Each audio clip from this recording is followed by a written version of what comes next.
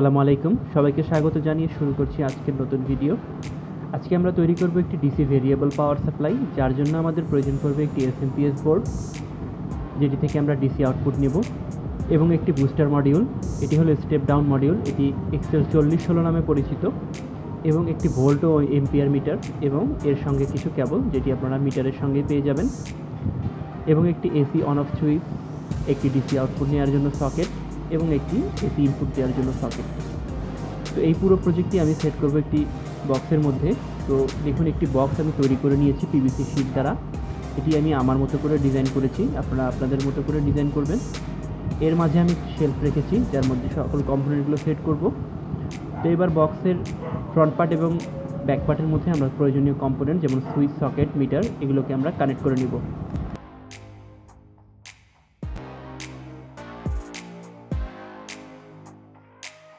এই মুহূর্তে দেখুন, আমি সুইচ সকেটগুলোকে এবং মিটারটিকে গ্লু গানের মাধ্যমে খুব সহজে আটকে নিয়েছি।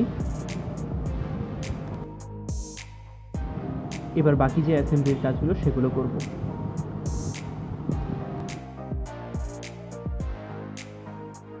সবার প্রথমে এক্সেল 4016 মডিউলকে শেলফের সাথে স্ক্রুর সাহায্যে শক্তভাবে আটকে দেব।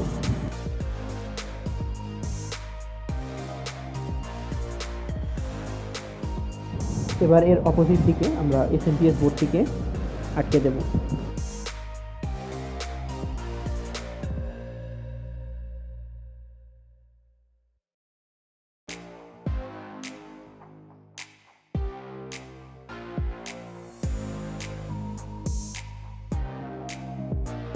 আমি এখানে বোথ সাইড টেপ এবং হট গ্লু দুটিই ইউজ করেছি, যাতে এটি সহজে খুলে না যায়।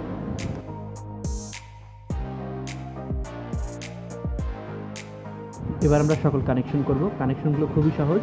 এসএমপিএস থেকে আসা আউটপুটকে আমরা মাল্টিমিটারের ইনপুটের সঙ্গে জুড়ে দেব, অর্থাৎ এখান থেকে পাওয়ার সোর্স হিসেবে ইউজ করব, এবং একই তারকে আমরা মডিউলের ইনপুটের সঙ্গে দিয়ে দেব।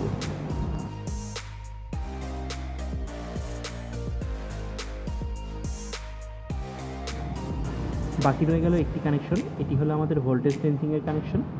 এর সঙ্গে আমরা আলাদা একটি এক্সট্রা ওয়্যার জুড়ে দিচ্ছি, যেটি আমরা আউটপুট হিসেবে ইউজ করব, এবং এটি আমরা মডিউলের পজিটিভ আউটপুটের সঙ্গে জুড়ে দেব।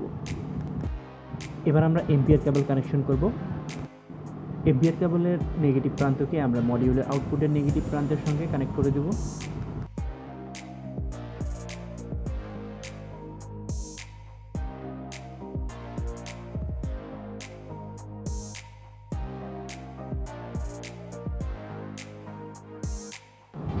এবার সব কিছু আমরা বক্সের মধ্যে, যে আমরা শেল বানিয়েছিলাম সেটি বক্সের মধ্যে ঢুকিয়ে দেব।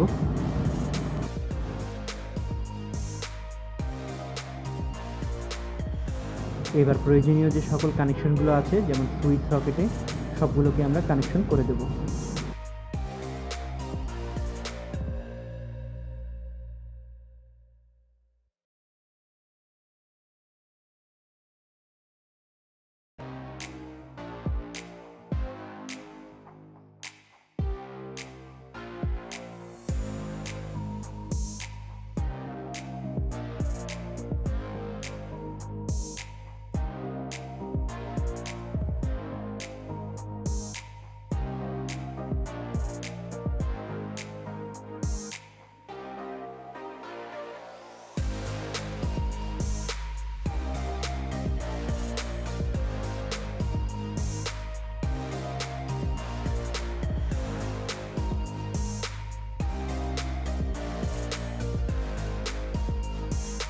এই পর্যায়ে সকল কানেকশনগুলো শেষ। এবার আমরা বক্সের ফ্রন্ট এবং ব্যাক পার্টকে স্ক্রুর সাহায্যে আটকে দেব।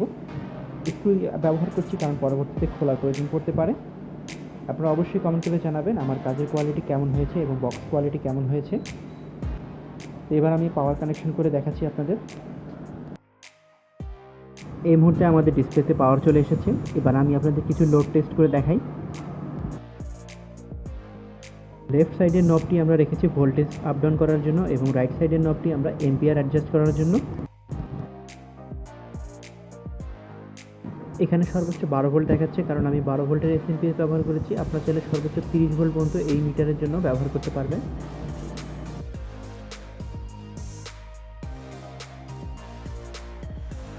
আমি এই মুহূর্তে আপনাদের একটি 12 ভোল্টের মোটর দিয়ে লোড টেস্ট করে দেখাচ্ছি।